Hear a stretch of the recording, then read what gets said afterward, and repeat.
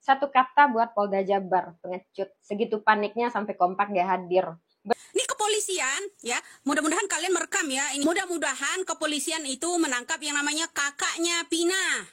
Satu, hakimnya kan masih saudaranya dari itu ya, Rudiana. Satu kata buat Polda Jabar, pengecut. Segitu paniknya sampai kompak gak hadir. Berhenti bicara azas-azas hukum, prinsip-prinsip hukum, jika pada akhirnya Anda mencoreng itu semua. Apa yang diharapkan dari penegak hukum bermental pecundang? Bingung ya? Korban salah tangkap jika nanti dibebaskan, bakal kelihatan banget tuh kebodohan. Kelihatan banget kalau nggak kompeten. Ketahuan sama publik kalau kalian nggak becus. Begitu takutnya untuk hadir. Apa belum rampung sandiwara barunya? Karena nggak ada lagi yang bisa dikambing hitamkan sebagai pengganti Peggy Setiawan. Reputasi Polri dan kode etik kalian aja kalian langgar. Gimana lagi citra kepolisian? Apalagi nama baik, apalagi marwah, reputasi. Gak ada lagi kehormatannya. Ketidakhadiran Polda Jabar di pra-peradilan itu sudah membuktikan Anda sendiri yang mencoreng citra kepolisian. Bukan netizen, bukan saya. Ingat itu, paham? Aparat hukum tapi tidak taat hukum. Kira-kira kalau masyarakat yang seperti itu, hukum apa yang kira-kira akan Anda berikan? Contoh baik seperti apa yang akan publik dapat dari kalian? Kalau emang nggak hadir, ya kasih alasan. Maaf, kami nggak sengaja hadir, karena kucing kami melahirkan. Ya? Nah, kan kami pura-pura percaya, Pak. Bagaimana lagi cara Anda mempertanggungjawabkan proses hukum Peggy Setiawan? Udahlah salah tangkap, mau minta maaf malu. Kalau ditahan dia bukan tersangka yang asli. Nah, bingung kan sekarang? Publik udah banyak tahu lagi. Makanya hukum itu jangan diotak-atik. Sekarang udah dikasih panggung nggak hadir lagi. Makin kelihatan kan bobroknya. Apa? Menangkap saya? Karena berani mengkritik Anda. Hadapi dulu orang se-Indonesia. Berani nggak baca komen tuh? Rata-rata seluruh netizen sekarang mencibir Anda di kolom komentar. Nggak berani baca. Saya cuma mengkritik, bukan menghina. Karena menjatuhkan buah busuk adalah pekerjaan yang sia-sia. Buat Kepala Kapolri, daripada sibuk bikin RUU baru, buat membungkam netizen, lebih baik urus tuh anak buah Bapak. Kalau emang nggak disiplin, melanggar kode etik, jangan dimutasi, copot aja udah. Jangan masyarakat aja yang kalian kerasi. Ini yang namanya negara hukum, negara demokrasi. Apa yang bisa kami banggakan punya penegak hukum yang disabilitas alias lumpuh, nggak tegak, koreksi kalau benar. Pesan saya, bebaskan orang yang nggak bersalah dan stop membuat kekacauan dan membuat drama di negara ini, paham? Saya cinta bangsa ini dan saya nggak suka orang yang nggak berdaya itu kalian tindas. Jangan lupa ganti rugi juga sekalian. Enak banget udah salah nangkap orang, nggak tanggung jawab, nggak ganti rugi lagi. Assalamualaikum warahmatullahi wabarakatuh. Salam salve. Om Swastiastu, Namo Buddhaya, salam kebajikan. Teman-teman, jumpa lagi bersama saya di Freddy Kako Channel. Sebelum menonton video ini jangan lupa untuk subscribe dan nyalakan tombol loncengnya agar teman-teman bisa mendapatkan notifikasi jika ada video baru yang masuk. Oke teman-teman, menanggapi terkait dengan pernyataan si Mbak yang cantik ini, bahwa satu kata buat Polda Jawa Barat adalah pengecut. Ya tentunya sebuah kalimat yang menurut saya sangat layak ya. Ini tentunya terkait dengan sikap dari Polda Jawa Barat yang mangkir saat sidang pra-peradilan beberapa hari yang lalu. Tanpa memberikan sebuah alasan apapun, mereka tiba-tiba menghilang. Sebuah pertanyaan besar dari kita netizen Indonesia, apakah kepolisian Polda Jawa Barat belum membuat sebuah rangkuman yang sangat baik untuk disiapkan saat menghadapi sidang pra-peradilan terkait dengan Peggy Setiawan, ataukah seperti apa, sehingga ini bisa menjadi dasarnya mereka untuk ya menghindar dari sidang pra-peradilan yang seharusnya sudah digelar pada tanggal 24 Juni kemarin. Ya, terkait dengan ditundanya sidang pra-peradilan karena menghilangnya Polda Jawa Barat ketika itu, tidak ketinggalan juga Ibu Widya ikut mengomentari peristiwa ini. Mari bersama-sama kita menyaksikan cuitan atau ocehan dari Ibu Widya. Kecurigaan saya dengan ditundanya sidang pra peradilan kemarin ya seperti ini. Kalau menurut analisis saya ya, jadi begini ya bro. Satu, hakimnya kan masih saudaranya dari itu ya, Rudiana. Kedua, saya kan udah bilang jangan-jangan akan membentuk strategi baru untuk ya mencari kelemahan agar kasus Vina ini segera ditutup ya. Kemudian ya, penyusunan demi penyusunan itu ya sudah mulai ada otopsi ya, otopsi ulang, dan ada perkataan seseorang otopsi itu karena ada cinta segitiga. Saya tidak akan percaya itu. Ya, jadi strategi itu pertama. Strategi kedua, ada pertemuan Nyonya Besar dengan seseorang berikut dengan seorang yang berpangkat ya, itu di hotel ya. Itu saya khawatir itu akan menyusun strategi baru untuk menaklukkan yang namanya mengalahkan yang namanya Kang Deddy Mulyadi yang saat ini ya penelusuran Kang Deddy itu ya akan ada titik terang kebenaran ya.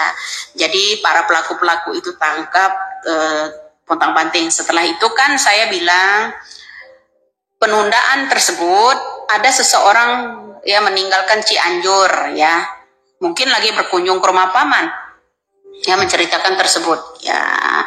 Jadi mungkin ada strategi baru kan, sesuai dengan perkataan Susno Dwaji juga kan, walaupun saya belum bertemu dengan beliau. Jadi strategi yang pertama kemarin ya udah dimulai ini rasanya ya kan, sidang kita ini belum dimulai ya. Jadi strategi pertama itu ya otopsi ulang ya dengan kasus Vina 2016 lalu itu ya. Ini ada pernyataan seseorang yang diwawancara bilang ini disebabkan cinta segitiga ya.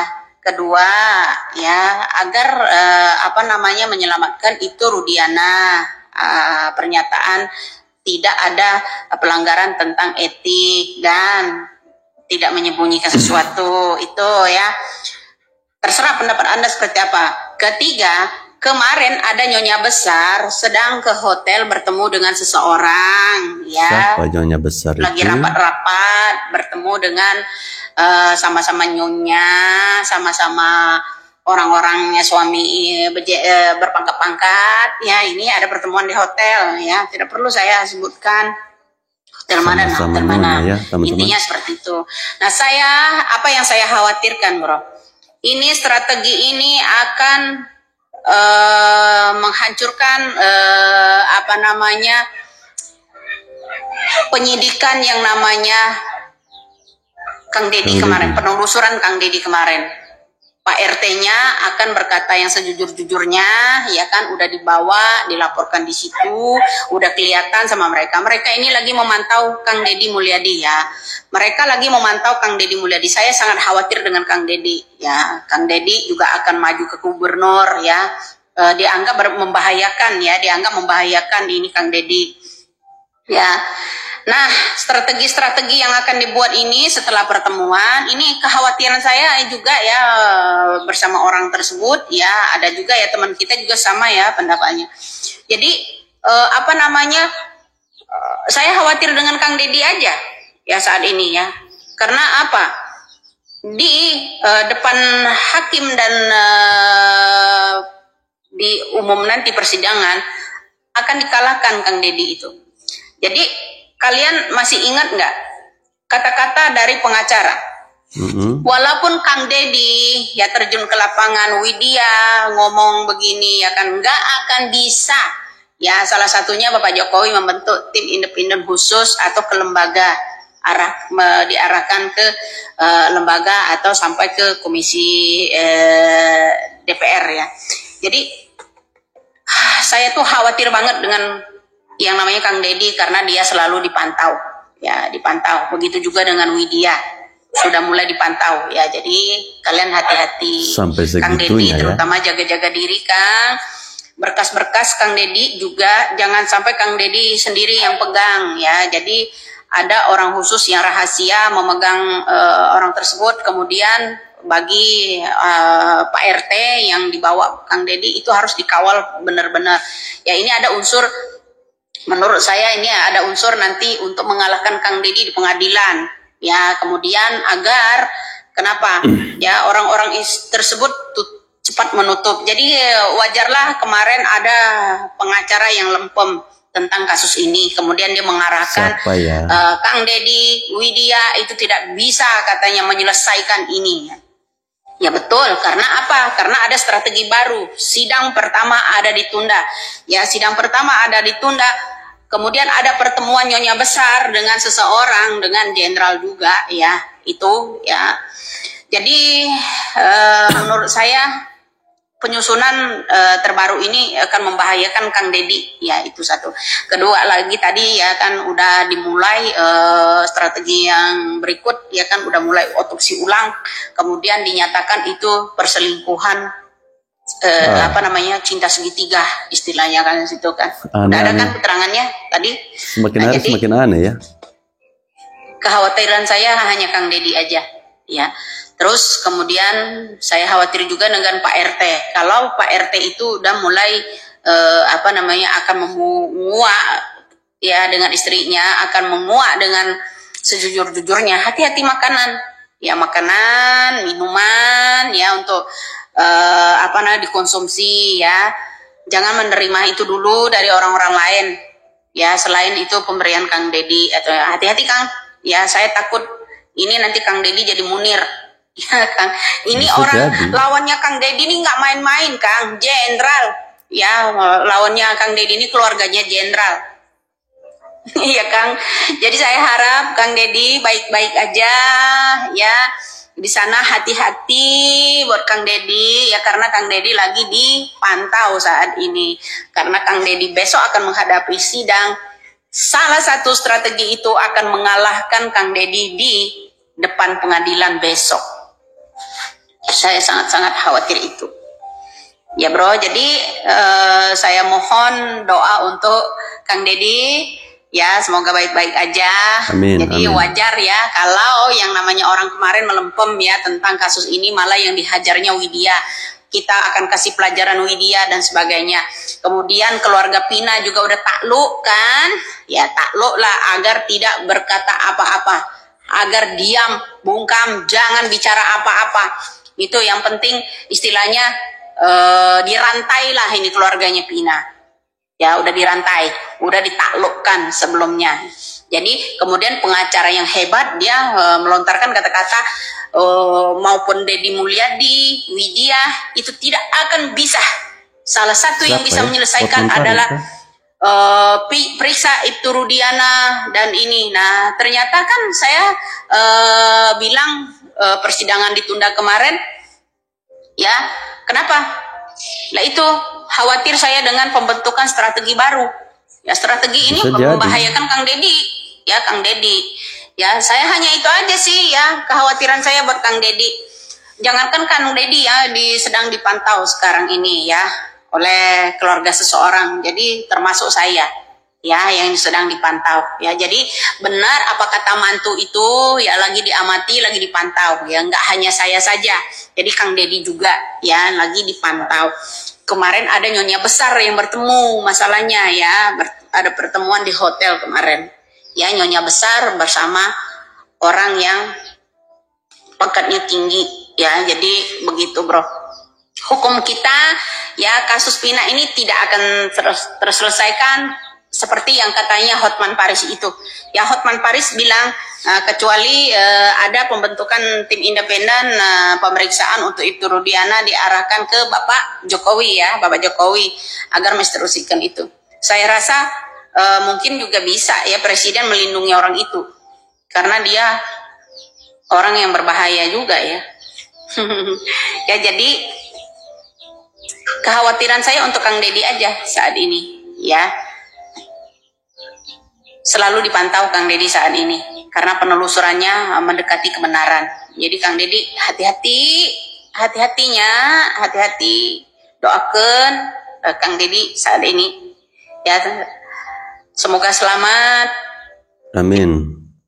Ya, permintaan dari Ibu Widya terkait dengan keselamatan Kang Deddy Mulyadi tentunya tidak kita tidak kaget ya, karena kita melihat bagaimana rekam jejak dari Kang Deddy Mulyadi selama beliau menelusuri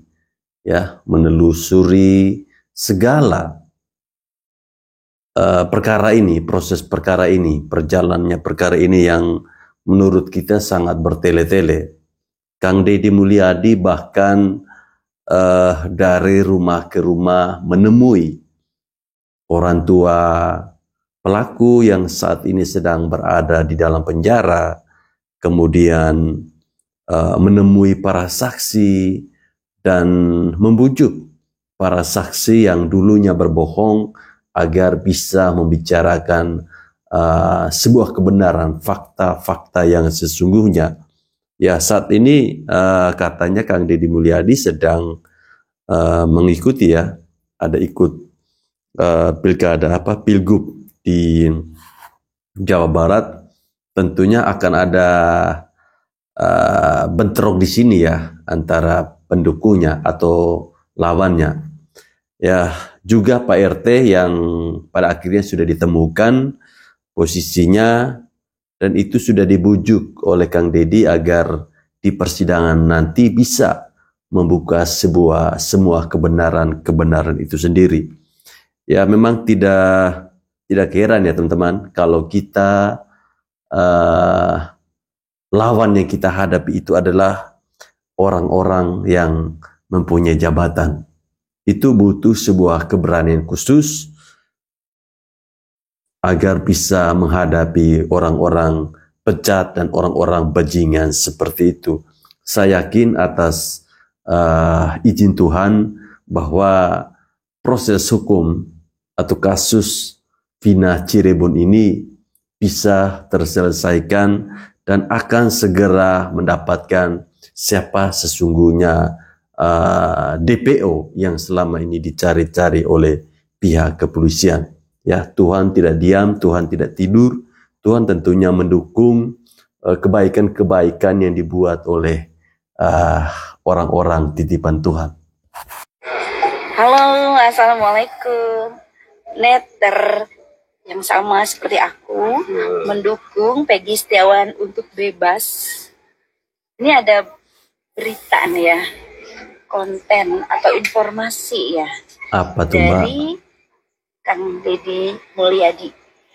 Mungkin ini bisa menjadi bahan pemikiran netizen semua, karena ini belum menjadi, kalau berdasarkan info ini belum menjadi bahan pemikiran pihak polisi, bahwa sekurang-kurangnya itu ada sekitar 5 ciri-ciri di Peggy Cianjur yang sama nih dengan kriteria DPO dibandingkan dengan Peggy Setiawan yang ditangkap di Bandung. Justru Peggy Cianjur ini memiliki banyak kesamaan ciri-ciri. Oke, yang pertama Peggy Setiawan Cianjur merupakan anggota geng motor Moonraker. Kalau ada suatu analisa bahwa ini adalah persetujuan antar geng motor, salah satunya adalah Moonraker dengan XTC. Nah, ciri ini masuk yang pertama. Ciri yang kedua, Kang Deddy meminta Peggy Setiawan itu membuka jaketnya. Ternyata di kanannya itu ada tato. Tato ya. Atau macan iblis kayak gitu ya. Nah, karena ciri DPO yang kedua juga adalah bertato. Kemudian ciri yang ketiga pada telinga Peggy Setiawan Cianjur ini ada tanda bekas jahit gitu. Jahitan. Jadi kalau karakteristik ada lubang telinga yang besar, kemudian dikaitkan ke Peggy Setiawan Cianjur ini masih masuk karena ada bekas jahit di telinga, seperti jahit lubang telinga. Kalau Peggy Setiawan itu telinganya kiri kanannya mulus, Peggy Setiawan yang ditangkap di Bandung itu mulus, nggak ada bekas-bekas jahitan. Kemudian yang keempat adalah Peggy Setiawan Cianjur ini kan memiliki kesalahan dari Nick. Meskipun oleh Pak Lurahnya itu diklaim, dibela bahwa Peggy belum membetulkan Nicknya. Seorang lurah, sekolahnya lulusan apa, logikanya nggak masuk, ya. STPDN, masa di usia hampir 30 tahun, Nick yang salah belum dibetulkan. Padahal Nick ini dipakai dalam berbagai kegiatan. Misalnya ya, jangan jauh-jauh nih, beli tiket kereta aja Nicknya harus betul. Ke bank harus betul, karena kan sistem sekarang itu langsung terkoneksi ya. Kalau memasukkan Nick dengan data nggak cocok itu langsung muncul. Apalagi sekarang juga sama, misalnya banyaklah kegiatan-kegiatan yang di situ memerlukan verifikasinya berdasarkan NIK. Ya kalau nggak SIM kan KTP, kalau KTP masukin NIK. Tapi nggak masuk akal juga sih kalau sampai umur hampir 30 NIK yang salah ini belum dibetulkan.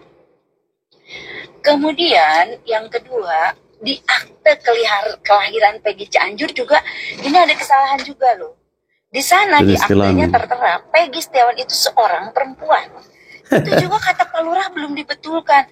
Serius ya, banyak orang betah ya. punya akte, orang tua betah punya akte, anaknya yang sampai umur 30 mau 30 tahun, padahal laki-laki dia perempuan. Apakah dia selama ini masuk sekolah? Kan dia katanya lulusan SMA. Peggy Melati Sukma ya.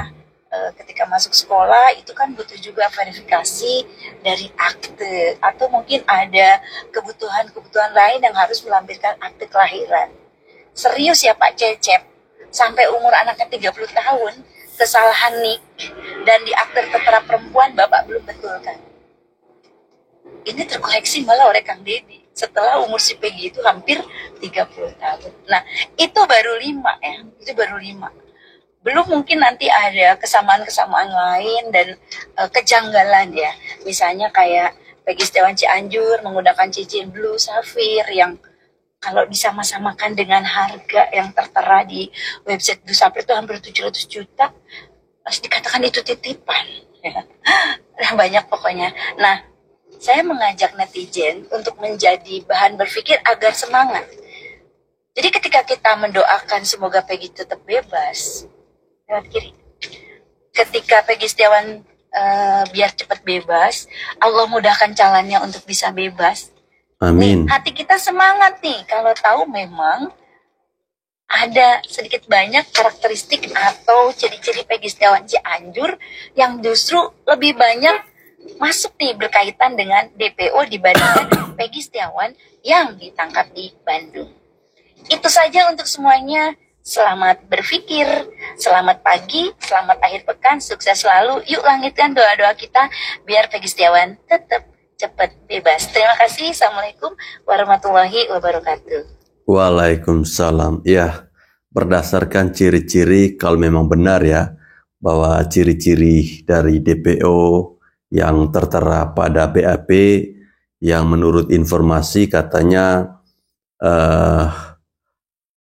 dia itu telinganya berlubang. Itu tentunya ada di Peggy Setiawan Cianjur.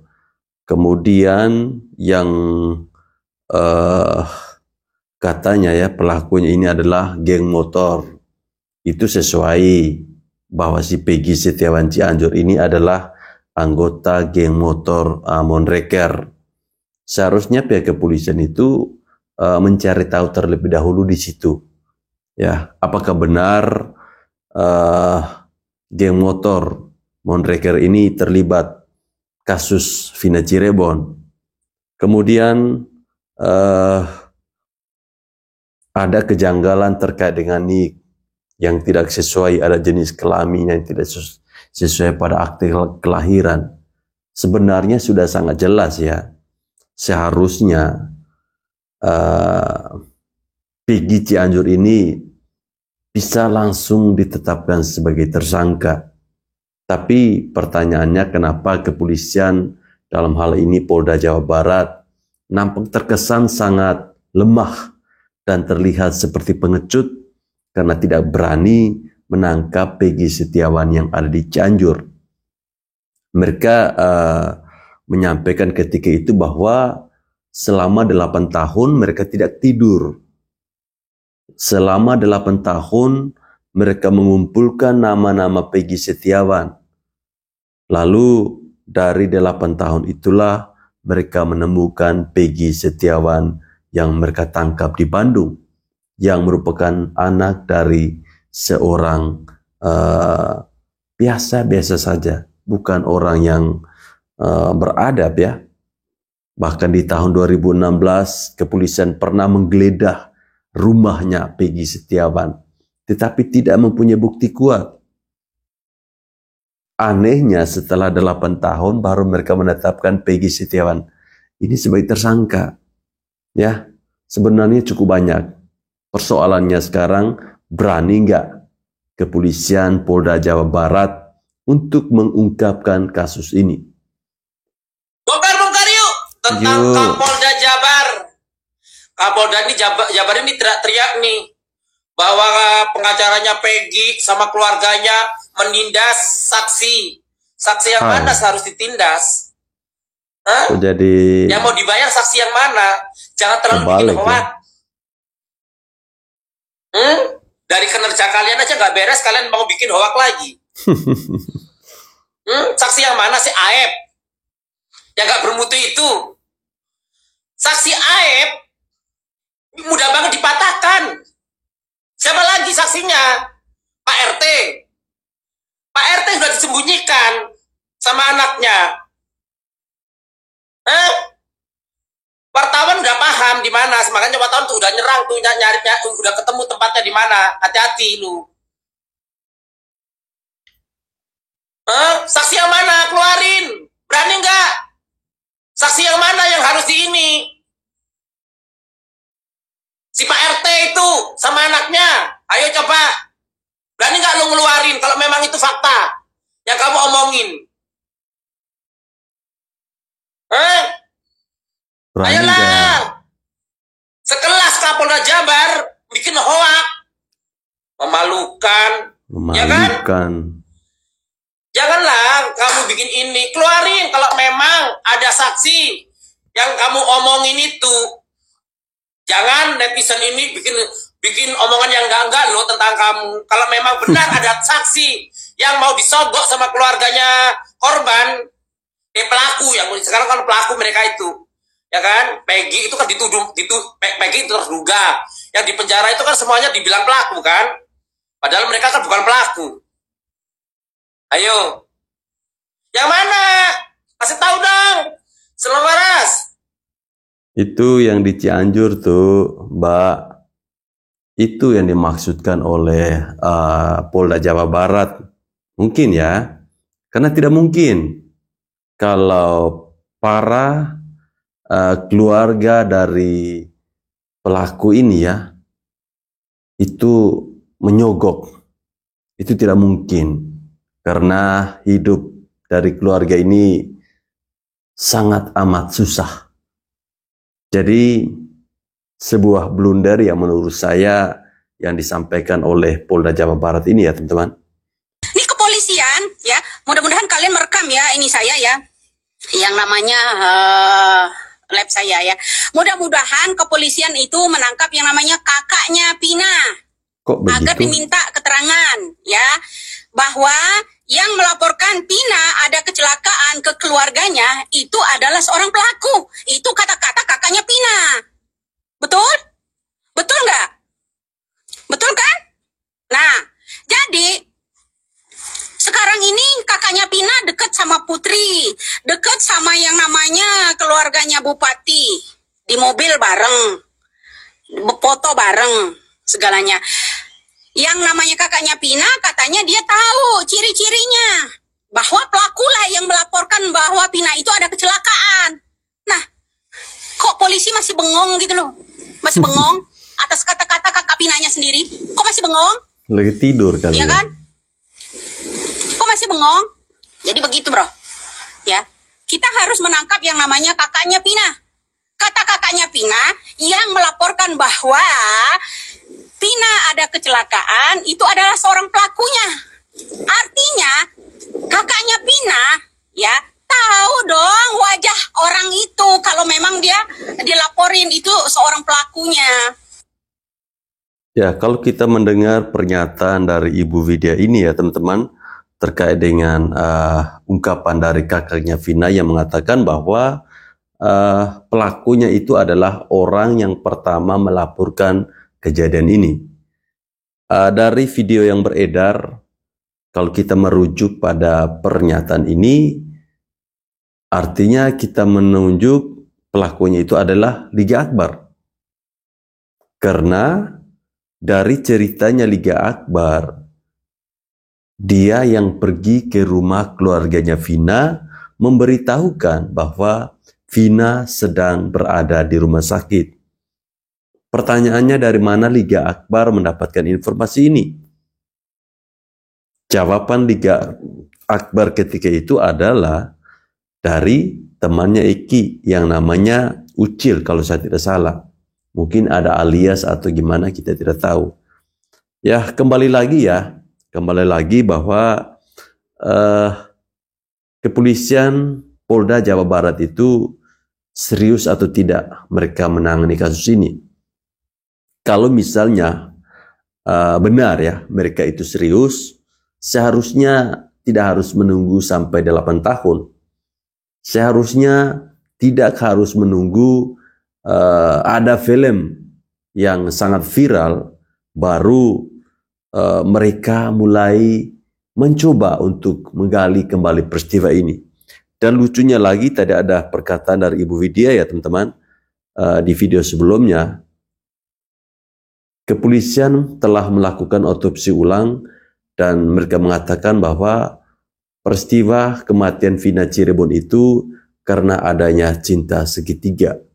Lucu ya, kalau memang adanya cinta segitiga, kok serumit ini membongkar peristiwa ini. Apakah cinta segitiga ini maksud ini adalah para pelakunya ini anaknya para pejabat yang selama ini diduga oleh netizen bahwa Peggy Setiawan Cianjur itu adalah anak dari mantan Bupati Cirebon. Ya, entahlah, kita netizen jangan bosan-bosan untuk mengawal ya kasus ini agar segera selesai. Baik teman-teman, saya kira sampai di sini video saya. Terima kasih telah menonton video ini. Salam Baras.